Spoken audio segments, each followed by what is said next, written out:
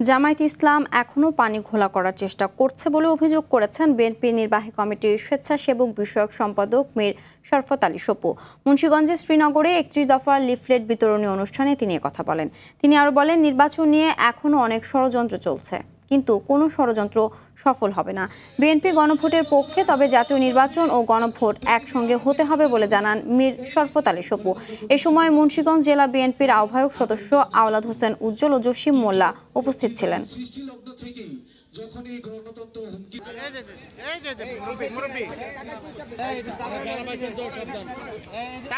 গণভোটের বিপক্ষে বিএনপি কখনো না। বিএনপি চায় গণভোট এবং জাতীয় নির্বাচন একসাথে হোক, তাহলে মানুষের মধ্যে স্বস্তি আসবে, মানুষ তার সময় মতো ভোট প্রয়োগ করতে পারবে। আগামী ফেব্রুয়ারিতে নির্বাচন হবে।